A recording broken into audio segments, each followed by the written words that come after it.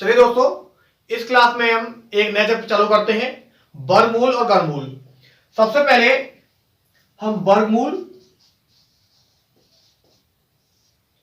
एवं घनमूल, आज की क्लास का एक नया चैप्टर है वर्गमूल एंड घनमूल, है ना।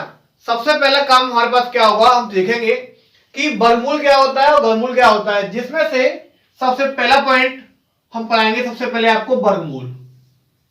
अब वर्गमूल क्या होता है, वर्गमूल सीखने से पहले हम सीखेंगे वर्ग को। अब वर्ग क्या होता है ना, सबसे पहले हम सीखेंगे कि वर्ग क्या होता है। वर्ग का मतलब ये है कि हम किसी भी संख्या, जैसे 1 का हम वर्ग कर दें तो कितना आएगा 0 1, 2 का यदि वर्ग कर दें तो कितना आएगा 0 4, और 3 का यदि हम वर्ग कर दें तो कितना आएगा 0 9। तो इसका जो मतलब होता है, ये होता है हमारे पास वर्ग। अब वर्गमूल क्या होता है, जब पाएंगे वर्गमूल तब आपको समझाएंगे। सबसे पहले वर्ग के अंदर हम बात करते हैं। तो सबसे पहला पॉइंट ये है कि हम इसमें, जो कि आपकी वर्गमूल इस चैप्टर का नाम है, वर्ग बताया आपको क्या होता है, इसमें हम कितनी विधियों को पढ़ेंगे। सबसे पहली जो विधि होगी वो आपकी वैदिक विधि है। कौन सी है, वैदिक विधि।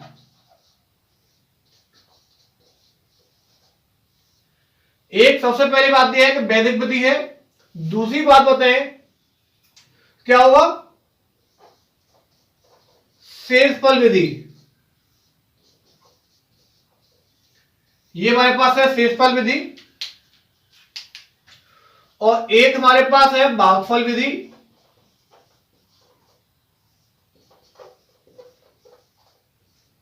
ठीक है, भागफल विधि है। इस प्रकार से देखा होगा आपने कि और भी ऐसे घातांक है, घातांक वगैरह जो है, घातांक है और परमेकरण है, ये सब इसी के अंदर पढ़ेंगे। ये कोई अलग नहीं है, वो सारा पार्ट इसी के अंदर आता है ना। क्या पढ़ेंगे, वैदिक विधि है, शेषफल विधि है, भागफल विधि है, और आपका घातांक है, और आपका परमेकरण है ना। ये सारी चीजें हम इसी चैप्टर के अंदर पढ़ेंगे, अलग नहीं पढ़ना है ना। एक बिल्कुल कॉन्सेप्ट से पढ़ाया जाएगा आपको, एक अच्छे लेवल से। ठीक है, शुरुआत करेंगे बिल्कुल बेसिक से। शुरुआत जो करेंगे वो बिल्कुल बेसिक से करेंगे। क्लियर। तो सबसे पहले ये पार्ट है, हम इसके अंदर पढ़ेंगे वैदिक विधि ना। सबसे पहले पार्ट है, इसके अंदर हम पढ़ेंगे वैदिक विधि को। वैदिक विधि को हम यहां स्टार्ट करते हैं।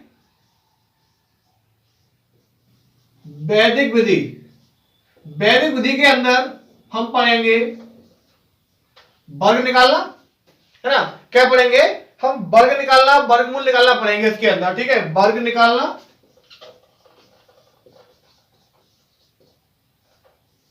और क्या पढ़ेंगे, वर्गमूल निकालना। और सबसे पहला पॉइंट ये आता है वर्ग निकालने के लिए, है ना। वर्ग निकालने के लिए हम इसमें देखेंगे, जैसे हमने लिखा 1 का स्क्वायर 1, 2 का 0 4, 3 का 0 9, 4 का 0 16 हो जाएगा, और 5 का हो जाएगा आपका 25। इसी प्रकार से 6 का होगा आपका 36, 7 का 49, 8 का 64, 9 का 81, और 10 का हो जाएगा आपके पास 100। ठीक है, मैंने आपके सामने लिखा 1 से लेकर 10 तक वर्ग लिखे। इसमें हमें देखना है लास्ट का अंतिम अंक। लास्ट का अंतिम अंक देखो, लास्ट का अंतिम अंक आपको ध्यान रखना है। देखो, लास्ट का अंतिम अंक से मतलब यह है कि किसी भी संख्या के वर्ग के पीछे यदि आपका 1 4 9 6 5 6 9 4 1 0, यानी कि 1 4 9 6 और 5 और 0, है ना। ये वाले पार्ट यदि आ जाए, ये संख्या किसी भी संख्या के वर्ग के इकाई अंक, है ना, उसके पीछे आए तो ये वर्ग हो भी सकता है वो, और नहीं भी हो भी सकता है और नहीं भी। लेकिन आपको ये बता दूं, इसके अलावा हमारे पास इनमें से 2 बचा, 3 7 और 8 बचा।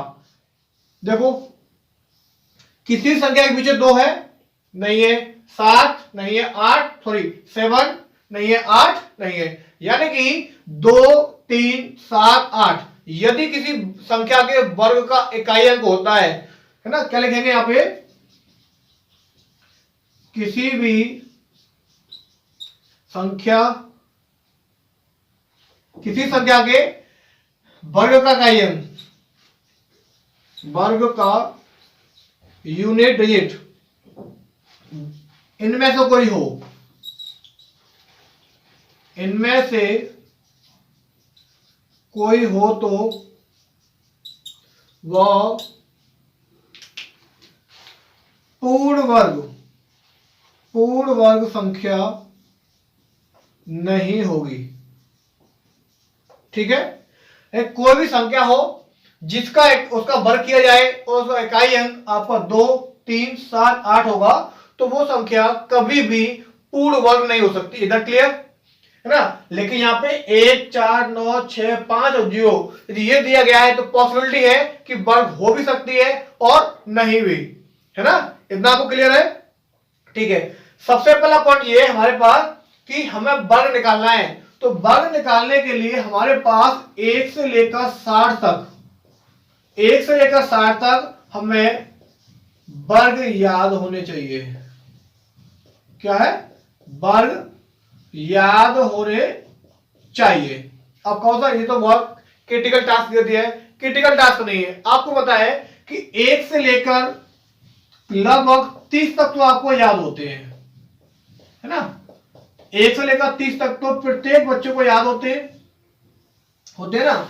अब कितना बचा, 31 से लेकर 60 तक, 31 से लेकर 60 तक, जिसमें से मैं आपको 41 से लेकर 60 तक अभी के अभी याद करा दूंगा अभी इसी क्लास में, जो आपको याद नहीं करने बिल्कुल भी। कितना, 41 से लेकर 60 तक आपको याद करा दूंगा अभी किस क्लास में। लेकिन कितना बचा आपके पास, 31 से लेकर 40 तक आपको याद करना है। 31 से लेकर 40 तक याद करना है, जिसमें से 40 का तो आपको याद होगा।